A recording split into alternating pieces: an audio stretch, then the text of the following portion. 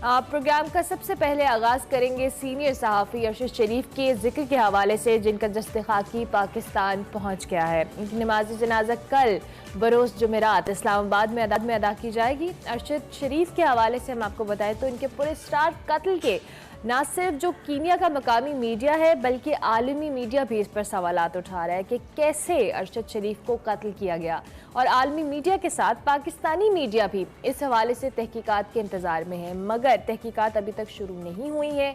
और इस अफसोसनाक वाक़े पे अगर हम बात करें, वैसे तो एज ए नेशन ये हमारी हैबिट है, लेकिन स्टिल अनफॉर्चुनेटली ये जो सियासी बयानबाजी है इसका सिलसिला शुरू क्या हुआ, ख़त्म ही नहीं हुआ था, ये जारी है। गुज़िश्ता रोज़ इमरान खान साहब ने जी पेशावर में वकला कन्वेंशन से खिताब किया, कुछ मानी खेसी गुफ्तगू की और दावा किया कि हुकूमत की तब्दीली पर अरशद शरीफ को खामोश कराने के लिए धमकाया गया, घर जाकर डराया गया और उन्हें सच बोलने से रोका गया। मगर साथ साथ उन्होंने ये भी दावा किया कि अरशद शरीफ की जो मौत है उस पर लोग जो मर्जी कहें, मुझे पता है कि अरशद शरीफ की टारगेट किलिंग हुई है और जब तक जिंदा हूँ इन जालिमों का मुकाबला करता रहूँगा। ये इमरान खान साहब की स्टेटमेंट थी। दूसरी जानिब अरशद शरीफ साहब के जो कत्ल है इसके तहकीकात के लिए पाक फौज की जानिब से भी हुकूमत को ख़त लिखा गया है। मुहर्रिकात को सामने लाने के लिए आला सतह की तहकीकात कराने का भी मुतालबा किया गया है, जबकि DGI-SPR ने इदारे पर जो बेबुनियाद इल्ज़ाम तराशी है उसके करने वालों के खिलाफ सख्त कानूनी कार्रवाई का मुतालबा किया और साथ ये मेंशन किया कि इस बात का तयन होना चाहिए कि अरशद शरीफ को पाकिस्तान से क्यों जाना पड़ा, किसने मजबूर किया और इस वाक़े को बुनियाद बनाकर कौन फ़ायदा उठा रहा है। दूसरी जानिब प्राइम मिनिस्टर साहब ने अरशद शरीफ के कत्ल की तहकीकात के लिए जुडिशल कमीशन बनाने का फैसला किया है और हकाइक पूरी कौम के सामने लाने का भी ऐलान किया है। मगर जो इस सारी स्टोरी की हाईलाइट थी वो कल ट्विटर पर एक अफसोसनाक चीज़ थी कि मरियम नवाज साहिबा ने सीनियर सहाफ़ी अरशद शरीफ की कीनिया में जो शहादत हुई इस पर हमदर्दी के दो बोल बोलने की बजाय उल्टा जो कह लेना लवाहिकीन के जख्मों पर नमक छिड़का और साथ साथ उन्होंने कहा किसी एक शख्स ने या खातून ने ट्वीट की हुई थी कि ताबूत की तस्वीर के साथ एक नाजेबा सा ट्वीट था, मैं मेंशन भी नहीं करना चाहूँ लेकिन थोड़ा सा मैं आपको बता दूं कि ये एंकर कहता था कि नवाज शरीफ ने मरहूमा माँ को पार्सल करके भेजा है, दूसरों की बीमारी और मौत का मजाक उड़ाया। आज इस एंकर पर वक्त आ गया।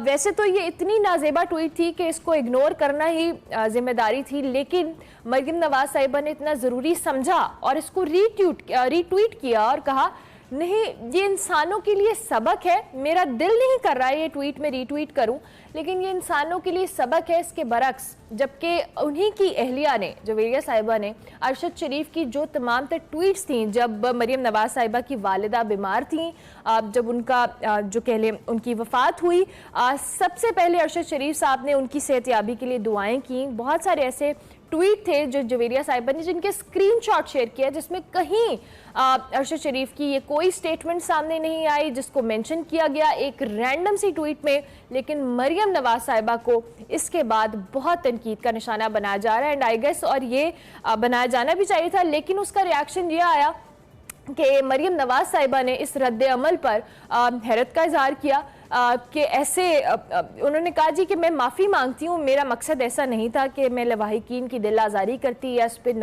इस पे कुछ इस तरह की स्टेटमेंट देती। उन्होंने अपनी ट्वीट को डिलीट भी किया, लेकिन इस मौके पे जब उन्होंने ये रीट्वीट किया बहुत सी सहाफ़ी बरादरी के बहुत सीनियर लोग उन्होंने इस पर एतराज़ किया। उनका सबका यही कहना था, मेरे ख्याल से ये इस बात को हम सबको सोचना चाहिए कि कम से कम ऐसा मौका जब किसी की वफ़ात हुई हो, हम सबको सोचना चाहिए कि इस पर सियासत नहीं होनी चाहिए।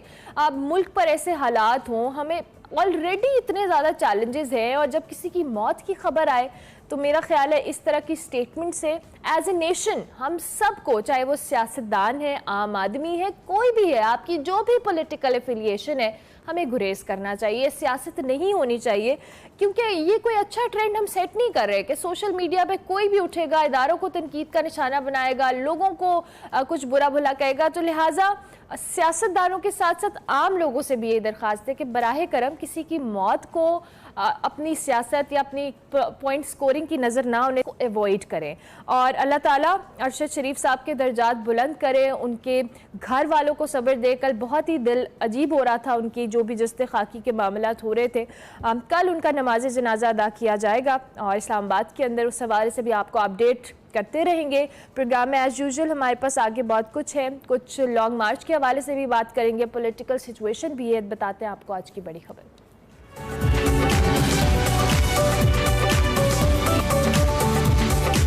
जी बिलाखिर लॉन्ग मार्च की तारीख आ ही गई, सियासी महाजराई फैसला कुन मरहले में दाखिल हो रही है। वैसे मैं हर बार यही कहती हूँ लेकिन इसका कोई फैसला या आखिरी मरहला नहीं होता। इमरान खान साहब ने जी जुम्मे से इस्लामाबाद की तरफ लॉन्ग मार्च शुरू करने का ऐलान बिलाखिर कर दिया है। इसका आगाज उन्होंने कहा जी कि लाहौर की लिबर्टी मार्केट से होगा। काउंटडाउन शुरू हो चुका है, सिर्फ 3 दिन बाकी हैं और दावा ये किया जा रहा है कि ये तारीख का सबसे बड़ा लॉन्ग मार्च होगा। इससे पहले कुछ अफवाहें सरगर्म थी और पंजाब में गवर्नर राज की बाज़गश्त भी शुरू हो गई थी, गैर जमहूरी इक़दाम की भी बातें चल रही थी। बज़ाहिर मुल्क में जो एक पॉलिटिकल इंस्टेबिलिटी है वो हमें नज़र आ रही है, इक़्तिदार की जंग कहले शुरू होने वाली है। लेकिन दूसरी जानिब अनफॉर्चुनेटली हम इन तमाम तर सिचुएशंस में सैलाब मुतासरा इलाकों को नहीं भूल सकते और ना हमें भूलना चाहिए। लाखों अफराद की जिंदगियां स्टिल जी खतरे में है, मौसम सर्द हो रहा है, खून की बढ़ी है, सूरत हाल बद से बदतर होती चली जा रही है। 2 माह गुजर रहे हैं, कई इलाकों में अभी तक पानी खड़ा है, कुछ में मुतासरीन के बहुत सारे मसाइल है, बीमारियां। ऑब्वियसली हम सबको पता है कि ये इतना बड़ा चैलेंज है, इतना बड़ा डिजास्टर है जिसे निमटना इट्सेल्फ बहुत बड़ा चैलेंज है। बड़ी तादाद में अगर हम बात करें, लोग मुख्तलिफ बीमारियों का शिकार हो रहे हैं। ग़िज़ाई किल्लत के हवाले से भी खबरें हैं, लोगों का जरिया माश है ऑब्वियसली ख़त्म हो चुका है। खाने पीने में मुश्किलात है, हुकूमत की जानिब से किसी हद तक इमदाद का सिलसिला जारी है।